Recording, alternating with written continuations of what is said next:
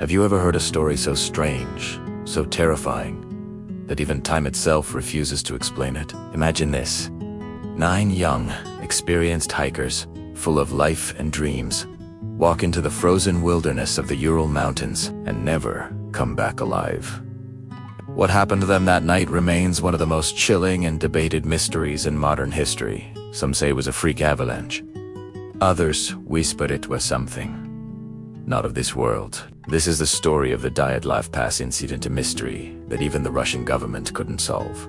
It all began in January 1959. A group of 10 expert hikers from the Ural Polytechnic Institute embarked on a grueling winter expedition deep into the Siberian mountains. They were young, fearless, and believed they were prepared for anything. Their leader, Igor Dyatlov, was just 23, but known for his iron discipline and unshakable determination. They carried everything they needed: food, maps, compasses, and a camera to document their incredible journey. Their destination was a remote peak called Mount Torton, which, in the language of the local Mansi people, has a chilling meaning.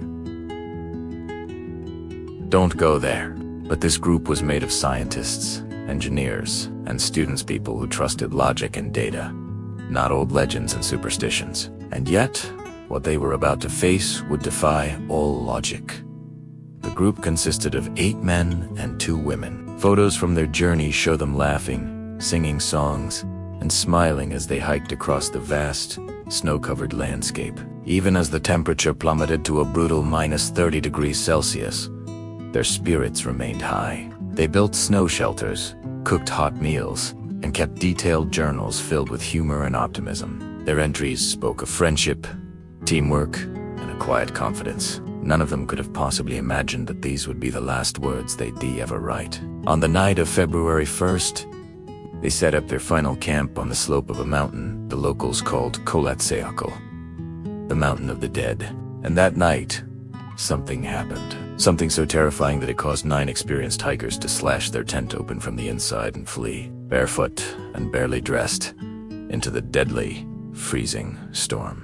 When rescuers finally reached the campsite weeks later, what they discovered made absolutely no sense. The tent stood half buried in snow, its fabric ripped open from within. Inside, they found boots, warm coats, and food, everything the hikers needed to survive the night. Left behind, a trail of footprints led down the slope barefoot, in single file, and then they just vanished into the snow. The first 2 bodies were found near the edge of a forest, lying next to the embers of a small, desperate fire. They were dressed only in their underwear, their skin ravaged by frostbite, their hands raw and bloody. A few days later, searchers found 3 more bodies, including their leader, Igor Dyatlov, solid, seemingly in the middle of crawling back toward the safety of the tent. Their positions told a silent, tragic story. They were trying to return, but never made it.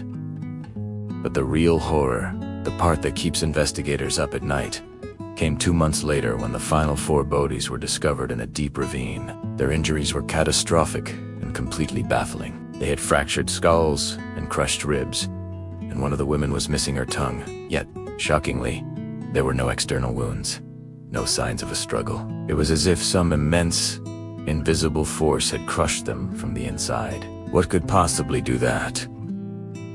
An avalanche, a secret weapon test, or something else entirely? No one could agree. And to this day, no one truly knows. When the rescuers sent their initial report to Moscow, no one believed it. 9 disciplined, intelligent, and highly experienced hikers had fled their tent in a panic, half-dressed and barefoot, into a lethal blizzard. Why? There were no signs of a struggle, no tracks from animals or other people, only confusion and death. The Soviet investigators were under immense pressure to close the case quickly. The Cold War was at its peak, and the government wanted to avoid any public panic or uncomfortable questions. Officially, the cause of death was attributed to a compelling natural force. But what that force was, they never explained. Of course, rumors began to spread like wildfire. Some believed the hikers had stumbled upon a secret military test, that they saw something they were supposed to, and were permanently silenced. Others pointed to radiation, Some of the bodies reportedly had a strange, orange-tinged skin, and traces of radioactive material were found on their clothing. A camera found at the site was damaged, and one of the last photos taken was a blurred, mysterious light in the night sky. Was it a missile, a failed rocket launch, or something not from this world? The local Mansi people had their own explanation. They said the mountain was cursed, a sacred place guarded by powerful spirits. In their ancient stories, anyone who dared to disturb the mountain's rest would face a death without reason. But the hikers were people of science. And for this, science had no answers. For years, the files were locked away in secret archives. Key witnesses disappeared or were told to keep quiet. Anyone who tried to dig deeper was dismissed or silenced. It wasn't until decades later, when the Soviet archives were finally opened, that new clues emerged. But even these clues only raised more questions. Some modern scientists now propose a theory of a slab avalanche, a rare and silent type of avalanche that can create a sudden, terrifying pressure wave, causing panic. Others suggest it was infrasound, a low-frequency vibration created by wind tunnels in the mountain, capable of inducing intense, irrational fear.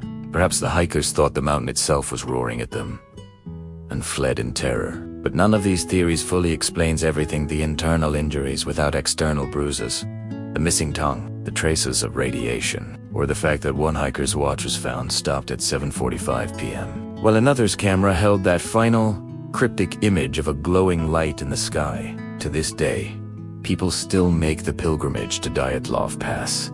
They bring flowers, cameras, and the same questions that have echoed for over 60 years. The wind there still carries a haunting whisper, a voice that never stops asking, why? No one truly knows what happened that night in 1959. All we know for sure is that 9 young lives ended in unimaginable terror, and the mountain has kept their secret locked away. Maybe the answer isn't hidden in science or superstition. Maybe it lies in our own human nature, our endless hunger to explore the unknown, even when we're warned not to. The Dyatlov Pass tragedy is a chilling reminder that courage, curiosity, and fear often walk hand in hand. And sometimes, it's not the mountain that defeats us, but the questions and the pride we carry into its domain. This was the Dyatlov Pass Incident, a mystery Russia could never explain, and the world can never forget. If this story fascinated you, please give this video a like, share it with a friend, and subscribe for more true stories where history and mystery collide. Thanks for watching.